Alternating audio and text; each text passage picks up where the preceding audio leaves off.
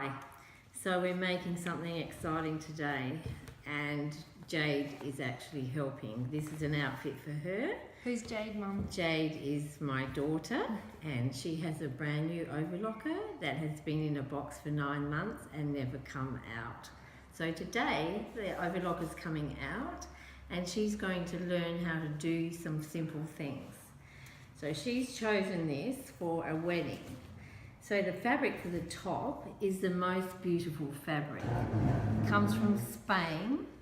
It actually looks like silk, but it's polyester, but it has this 3-dimensional surface. And I guess they are abstract looking flowers, but because it's 3-dimensional, it has this amazing colour to it.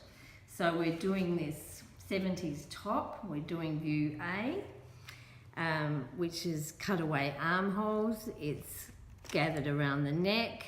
It's simple, it's classy, and Jade is wearing this with these 70s looking pants, only it's not going to be floral. It's going to be plain navy to match the top. And the fabric she's using is a satin back crepe, which we have been selling ever since I started this business, and I used to sell it in a previous life. It's called Genoa. It's the best satin back crepe you can buy. So it's shiny on one side and dull on the other. We are using the dull side. It has this amazing draping quality that you just do not get in cheap satin back crepes. The cheap satin back crepes are stiff, shiny and horrible, but you will be very interested to see these pants when they're made up, because they will look stunning and they will look like $1 million. Now the other thing that I have done is cut the pattern out in a size 10 because Jade is a perfect size 10, which is lovely and we wish we all were, but there you go. So the pants are very wide, so I've pinned them together and we're just going to try them on. So we've got half a front and half a back. I'll pull them on over one leg and I'll have a look at how wide it is, and it's quite fitting at the top, which is what she wants. She doesn't want it to look baggy all over. So by pinning the pattern together, by having half a front and half a back, you can actually get some idea of what the pattern is going to do. Because you can't just willy-nilly cut it out of the fabric and then hope to turn it into what you want. So before you start anywhere, start with the pattern. So I've done the same thing to the neck, so to the top rather. So this is half a front and half a back. I've pinned the collar on so I can see how high it is.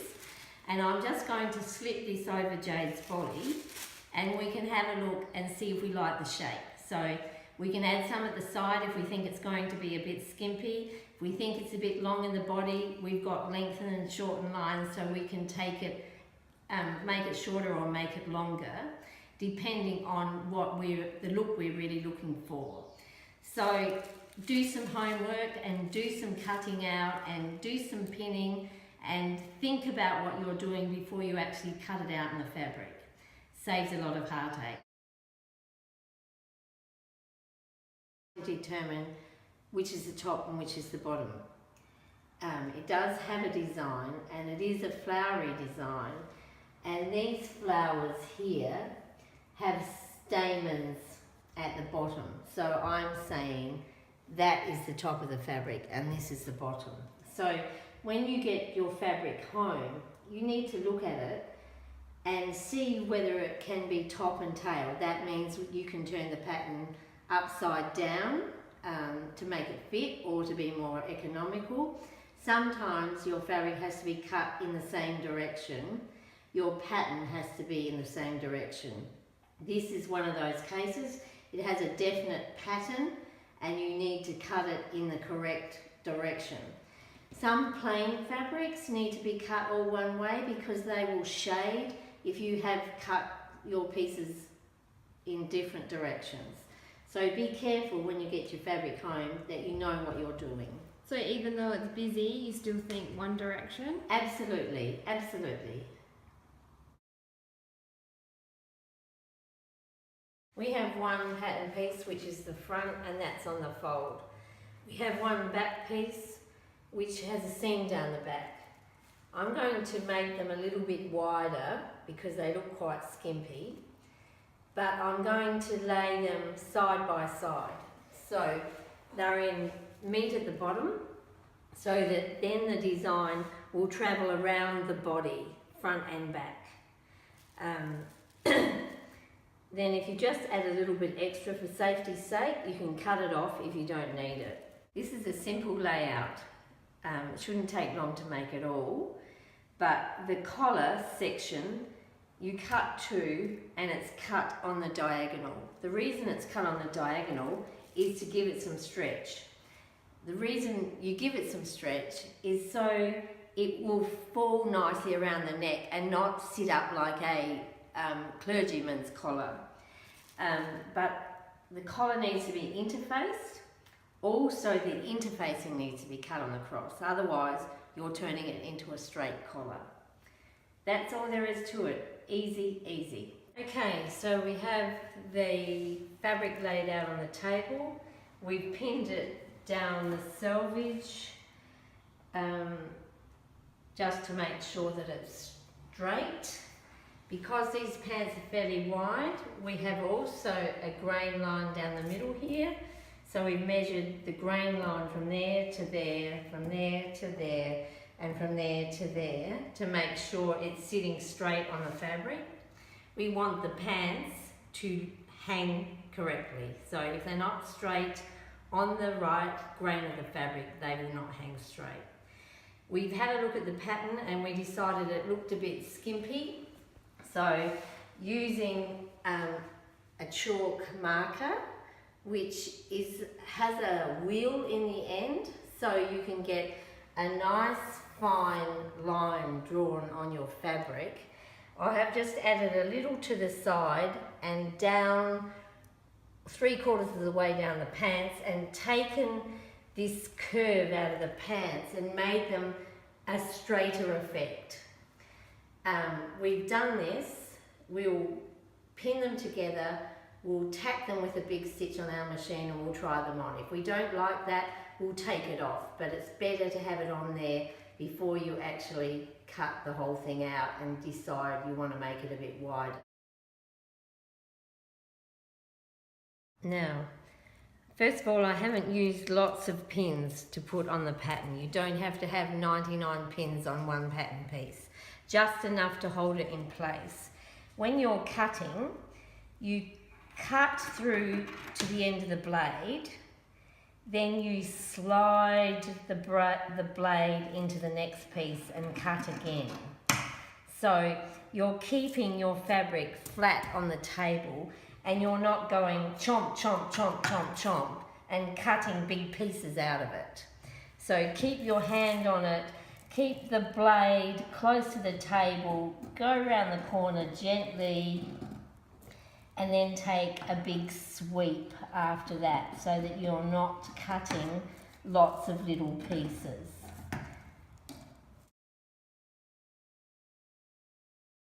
Now, I'm just going to do the placement for the darts. So I don't believe in doing anything that is unnecessary. So to mark the top of the dart, we're doing a 10. That's a small broken line. So I just clip at the top. I clip at the top, so that's the two parts. Then I put a pin at the bottom. Then on the other side, I mark that with a pin also. Take the excess pins out.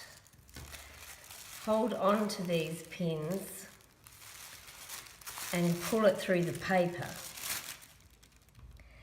so that when I open it up, I have a mark at the bottom, I have two marks at the top. then I just pick that up and fold the dart into place. So I don't believe in doing anything that takes too much time if you can avoid it. So I'm just holding the bottom of the dart, I'm pinning to the point, and bingo, your dart's in place. So you can straight away take that to the machine and sew it together. Most likely the darts will not change position if you're having fitting problems. But the dart needs, when you sew it, it needs to be very fine right at the point. And that's not very straight, but... Okay, so there is your dart. So we have our darts pinned in place, but whenever you make anything, you should mark the wrong side. With this fabric, we know the wrong side because the right side is dull and the wrong side is shiny. But in lots of fabrics, you can't tell the difference between the right and wrong. Although, if you make things on the incorrect side, sometimes the threads are loose and it will pull and it'll do things on the wrong side that it won't do on the right side. So you need to know when you buy the fabric, which is the right and which is the wrong. But anyway, I'm just going to put a cross on the fabric so we know which is which, or you can put an F for front, because many people have put two backs together when they're making pants and two fronts together, and then they go to put them together and of course they don't work. So make sure you know which are the fronts and which are the backs so that you have one front and one back together. Seems simple, but it happens. Okay, so we have done the back darts and the front darts. We have stitched the darts from the raw edge into the bottom of the dart, and we have tied the threads off and cut them off.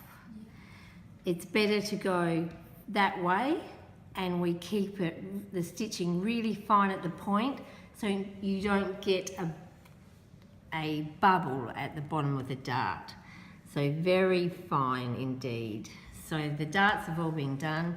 We put one back leg to one front leg. We have stitched one with a big stitch and we have pinned the other one. Now, pin the legs from the bottom to the top and the way you're going to sew them. So, while we're talking about this, we're talking about our pins. We only use these really sharp, good quality glass-headed pins that are really quite expensive for a few pins, but they don't they make marks in your fabric or pull threads or anything like that. So, and you can iron over them. And you can iron over them and they don't melt. So, and they have really sharp points, not like most of the others. So I've pinned this outside leg from the bottom to the top because that's the way I'll be sewing. Then the inside leg, the pins are on the other side because we'll be sewing from the bottom to the top and we want our work on our left side. So think about which way you're sewing. I sew most things from the bottom to the top, and particularly a pair of pants, you sew them both in the same direction, because otherwise you can sew one seam, you get to the top, you have a little bit left over, you sew your other seam the opposite direction, you get a little bit left over at the bottom, so then you've actually twisted the leg. So always sew, not always, most of the time we sew in one direction. I always sew from the bottom to the top because I feel that it's easier to get it straight at the bottom. Now we've got the top only pinned together, and I like to pin things together first to see what is wrong with it and what changes I need to make, because mostly you cannot just cut a pattern out and make it up. because I just think a pattern is just an idea that you develop from there. So we have tried this on Jade. So pinned up the side seams, and this is the centre back, and these are the armholes, and this is the neckband. So the first thing I've discovered is in this fabric, this is meant to be gathered across the centre front, across the neck and across the back. But the fabric is too bouncy and it doesn't sit nicely. So I've just put an inverted pleat, pinned an inverted pleat in the centre front and done 2 small pleats either side of that. I did the same thing on the back piece. I've just turned that into 1 centre pleat on both sides, exactly the same.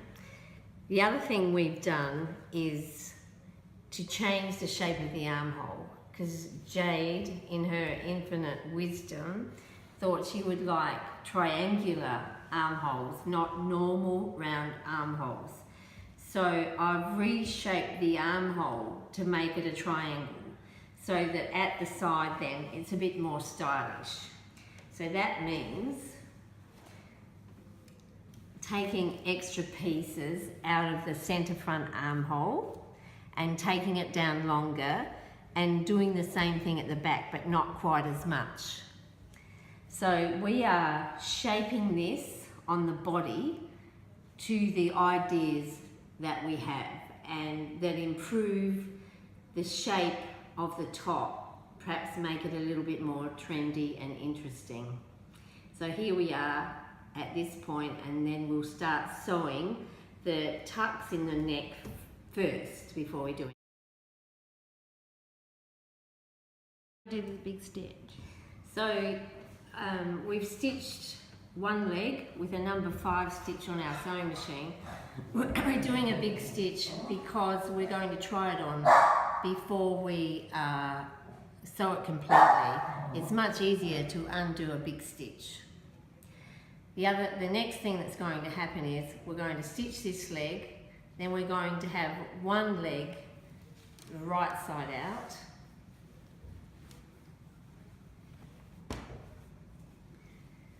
we're going to have the other leg the wrong side out, we're going to put the right side out leg inside of the wrong side out leg. So we're making a tunnel and we're poking that in there.